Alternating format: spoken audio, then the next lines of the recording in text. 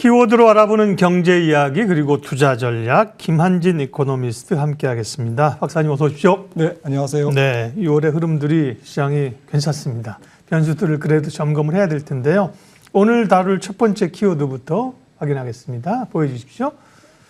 오늘 첫 번째는요. 네, 미국의 FOMC가 끝났습니다만 이제 이후의 경로들에 대해서 여전히 이제 궁금증이 있는 거죠.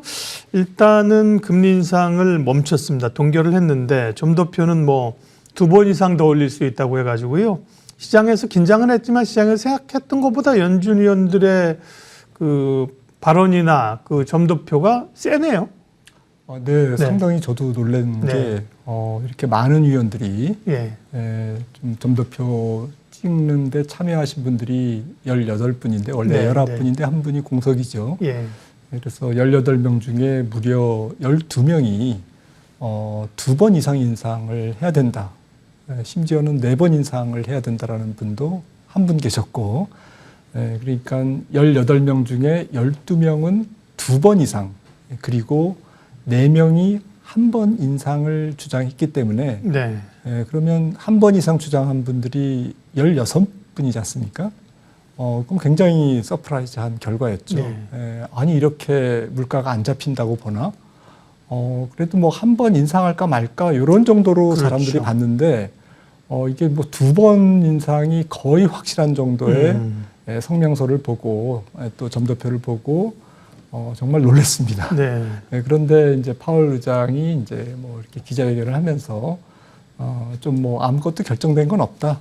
7월 달 이제 7월 하순에 차기 FOMC가 있는데 차기 FOMC가 이제 라이브 미팅이 될 거다. 그러니까 죽어 있는 미팅이 아니고 뭐 올리든 내리든 어쨌든 뭔가를 결정하는 그런. 근데 뭐 뉘앙스상 뭐 내리기는 어려우니까 올리는 라이브 미팅이라고 해석할 수밖에 없지 않습니까?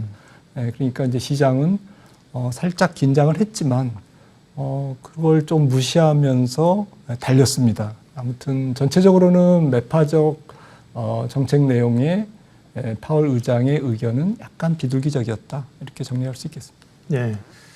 결국은 연준 위원들도 뭐 제가 비전문가라 죄송합니다만 어쨌든 시장에 대한 긴축을 멈출 거라는 그런 과도한 신호를 별로 주기 싫어하는 것 같은 맞습니다. 그런 느낌이 좀 있어가지고 세게 얘기한 것 같은데요. 그럼 결국은 이제 또 물가 지표를 좀 더 물가나 이제 고용이나 지표를 확인해야 되겠네요.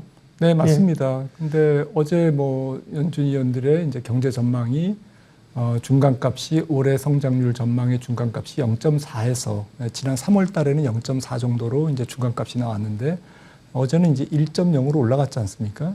그러니까 성장률은 올라가고 또 실업률은 올라가긴 하지만 3월 달에 봤던 것보다는 천천히 올라가고 그 다음에 헤드라인 물가, 뭐 근원 좀 PC 물가, 개인 소비자 지출 물가는 헤드라인 물가는 이제 약간 뭐 조금 긍정적으로 잘 잡히는 것으로 이제 봤지만 근원 물가는 오히려 높았어요. 연말에 오히려 3.6에서 3.6 정도로 봤었는데 이걸 이제 3.9 정도로 올렸습니다. 그러니까 정리해서 말씀드리면 경기 생각보다 괜찮게 전개되고 하반기에 근원 물가는 안 잡힌다라는 것이죠. 그러니까 만약에 이제 뭐 지금 앞으로 발표될 당장 7월 초에 발표될 고용지표나 또 7월 중순에 발표될 6월 소비자 물가 지표가 좀 근원 기준으로 좀 잘 안 떨어지면 7월 하순에 예정돼 있는 FOMC에서 금리를 올릴 가능성, 25bp 올릴 가능성은 한 70% 이상이라고 봐야 되는 것 같습니다. 그런데 이제 시장은 뭐 그러거나 말거나 신경 안 쓰는 분위기로 이제 가는 것 같고요. 금리 인하 시점도 이렇게 이제 연준위원들이 세게 얘기하다 보니까 시장도 한 걸음 물러나서 금리 인하 시점은 이제 컨센이죠.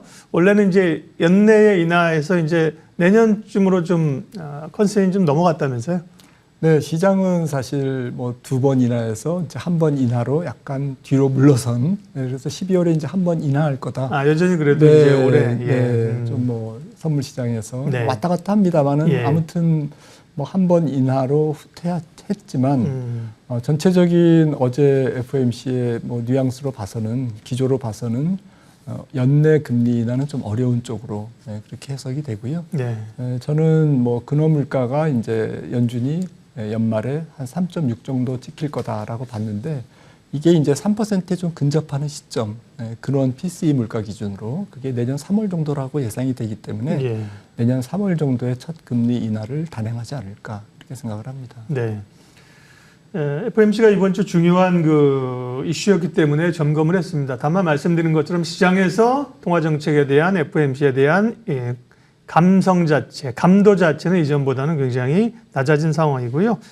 두 번째 키워드 확인하겠습니다. 다음은요. 네, 미국 FOMC에 이어서 그러게요. 중국. 네, 중국 경제 지표가 더딥니다. 금리 인하나 경기 부양에 중국이 나설 것인가 하는 것인데 그 수출 지표도 그렇고요. 어제 나왔던 지표들도 그렇고 대체로 지표들이 부진하네요. 네, 소매 판매도 뭐 12%대가 나왔습니다만은 네. 뭐 지난달에 18%에서 낮아졌고요. 생산 모든 지표가 조금 부진하게 나오면서 중국 정부가 대대적 경기 부양 카드를 꺼낼 가능성이 훨씬 높아졌습니다. 이미 지금 금리를 여러 가지 금리를 내렸죠. 예.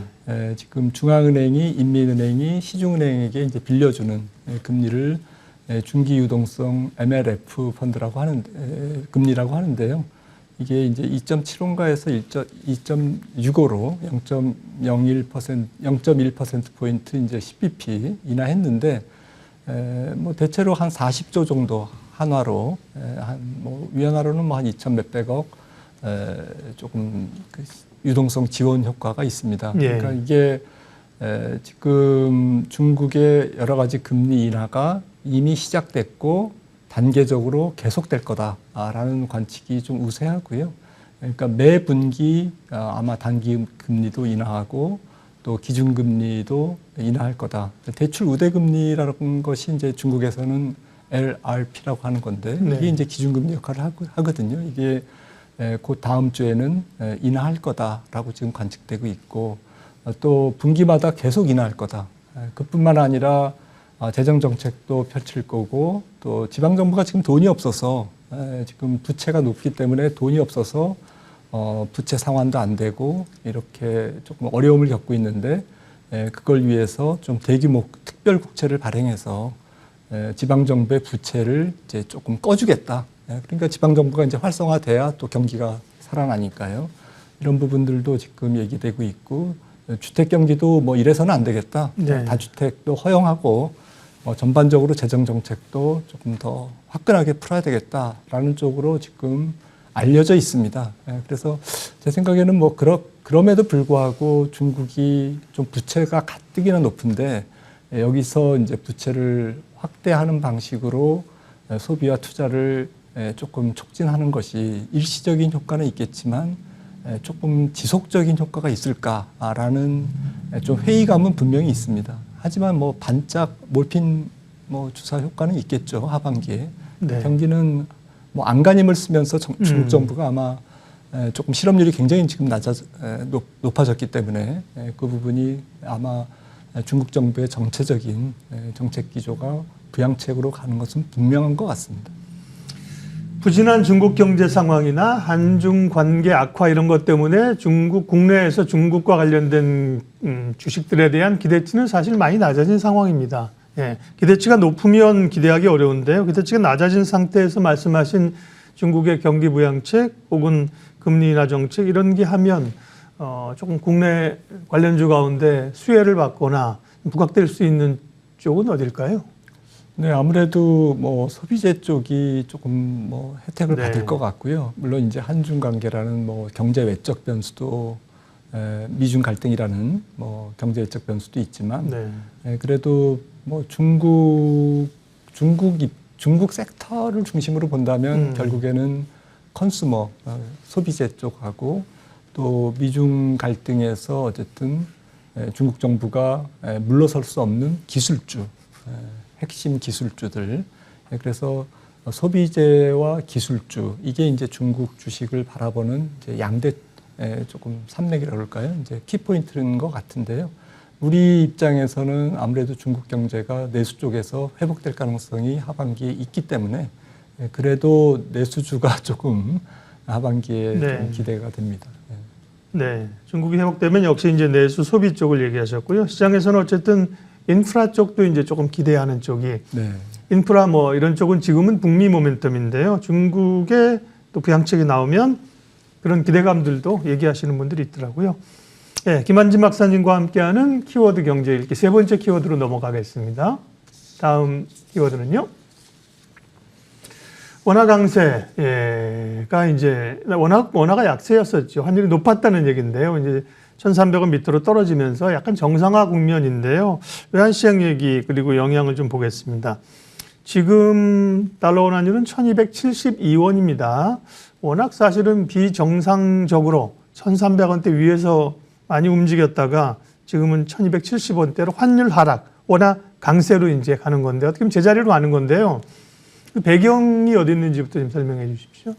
네, 지금 원화 환율은 조금 독자적으로 움직이기보다는 글로벌 달러 환율, 글로벌 달러 환율을 움직이는 유로화라든지 엔화 이런 국제 통화의 흐름에 따라서 조금 춤을 추고 있고요. 요즘 또 위엔화랑 비슷하게 움직인다 이런 얘기도 하더라고요. 네, 위안화가 조금 더 이제 약하면서 원화도 이제 같이 약한 그런 흐름을 조금 보였었죠. 근데 어쨌든 원 달러가 좀 독자적으로 경로를 잡기에는 좀 역부족인 것 같고요. 왜냐하면 지금 우리나라 무역 수지가 어쨌거나 지금 잘 나오지 않고 있기 때문에 하반기에 개선된다고 하지만 개선폭이 그렇게 큰 환율을 아주 큰 폭으로 움직일 정도로 경상수지나 무역 수지가 흑자 기조가 더 커지는 것은 아닐 거라고 보기 때문에 그래서 원 달러는 글로벌 달러가 올해 어떻게 되느냐에 따라서 조금 박스권에서 좀 변동성을 보이지 않을까. 그 박스권이 한 아래로는 한 1,200, 한 450원 정도 조금 낮죠. 그러니까 좀 저항선이 있는 거죠. 아래쪽으로 저항선, 원화 강세가 조금 막혀 있다 이렇게 생각을 하고 있고 그렇다고 위쪽으로도 지난번처럼 1,350원을 뚫을 거냐? 그거는 또 아닌 것 같습니다. 어쨌거나 상반기보다는 하반기에 우리나라 여러 가지 반도체 경기라든지 중국의 앞서 말씀 나눴듯이 중국의 경기도 조금 상저하고일 가능성이 높기 때문에 그렇다고 보면 대중국 무역 수지도 하반기에는 소폭이나마 개선된다고 본다면 결국 1,300원을 중심으로 한 공방 아니겠느냐라는 거고요. 어제처럼 ECB가 금리를 계속 올릴 거야라고 이제 얘기하면서 유로화 강세, 달러 약세 이제 그런 그림이 나오면 원화는 이제 또 강세의 흐름을 조금 보일 수가 있는 거죠. 하지만 하반기가 전체적으로 글로벌 경기가 약간 눌려 있는 부진한 국면이라고 본다면 달러 인덱스 자체가 큰 폭으로 강세로 가기에는 약세로 가기에는 조금 힘들지 않을까라는 측면에서 원 달러도 한 1,240원대가 조금 원화 강세의 저항선, 원 달러의 지지선이 될 것 같습니다. 네. 지금 환율이 좀 떨어졌습니다만 강세로 갔습니다만 여전히 사실 레벨 자체는 높은 수준이기 때문에요. 시장에서도 이제 원화 강세 수혜주들을 좀 주목하는 분들도 많은데요. 그런 효과가 좀 있을까요? 있다고 하면 원화 강세 수혜주는 어떤 게 되나요? 수출주 이런 게 되나요? 예. 지금은 저는 환율 플레이를 하기에는 조금 너무 좁은 박스권이 아닐까라고 생각을 해서 만약에 원화가 조금 일시적으로 강세를 가서 환율이 그런 그 환율과 관련된 테마주가 움직이면 그거는 트레이딩 영역이지 펀더멘탈 영역은 아니다라고 생각을 하고 있고요. 약세 국면에서도 마찬가지고요. 그것보다는 오히려 미국발 AI 혹은 혁신성장주의 열풍이 지속되면서 조금 환율과 관련이 없는 어쨌든 혁신성장주 계열의 조금 이렇게 그 기술주들 또 우리나라의 기술주는 대표적인 게 이제 반도체니까요.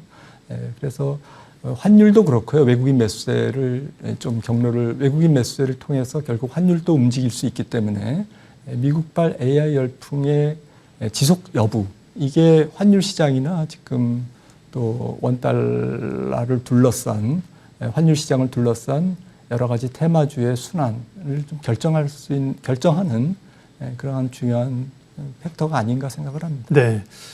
그다음에 연준이 한 번일지 두 번일지 금리를 계속 올린다고 해서 한국은행의 부담도 커졌네요. 네, 지금 당장 네. 지금 한국은행 입장에서는 3.50%의 기준금리를 일단은 25bp 인상 가능성은 열어놨죠. 예. 열어놨는데 지금 만약에 이제 7월달에 25bp가 인상되면 더 벌어지기 때문에 지금 200bp 이렇게 벌어지기 때문에 한국은행에서도 어쨌든 7월은 스킵하겠지만 8월이나 9월 금통위에서는 좀 금리를 25bp 인상할 가능성이 높아졌다고 봐야 되겠습니다. 네. 주요 시장을 둘러싸고 있는 키워드들 김한진 박사님과 확인했고요. 마지막으로 또 주옥 같은 코너를 준비해 주시죠. 김한진 박사님의 투자 인사이트. 오늘은 어떤 내용인가요? 화면 보겠습니다. 투자는 실전을 통해서 배우는 대표적인 분야다. 예. 동감합니다. 실전을 통해서.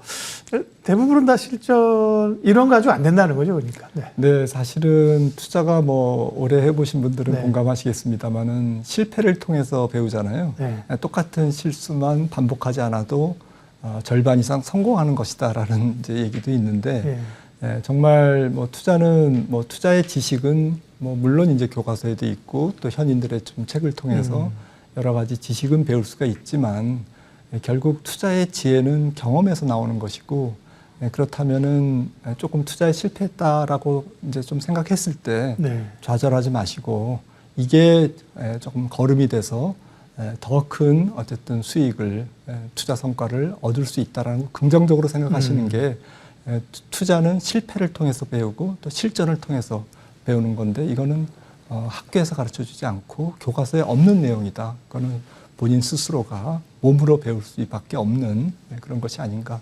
좀 실패하신 혹시 투자에 요즘에 조금 잘 안 되시는 분들을 좀 생각해서 좀 용기를 드리려고 이런 말씀을 드렸습니다. 근데 실전이라는 게 성공 경험을 많이 쌓아야 되는데 말씀하신 것처럼 실전이 이제 수업료를 내는 경험들이 너무 많아가지고 실패를 통해서 배우라고 하지만 어려워요. 그러니까 이제 실패는 좋은 경험인데 너무 큰 한 번의 그 상처, 심각한 상처를 받으면 안 될 것 같습니다. 그렇죠? 네, 그래서 이제 투자의 지식도 배워야 되고 또 매크로 지금 제가 오늘 말씀드린 이런 경제적인 큰 흐름이라든지 유동성 환경이라든지 이런 부분도 같이 이제 경청하셔야 되는 거죠.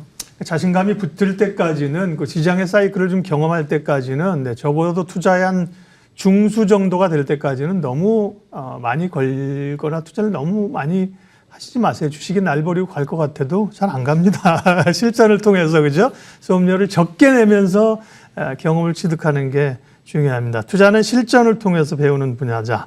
김한진 박사님의 말까지 해서 키워드 경제 마무리하겠습니다. 고맙습니다.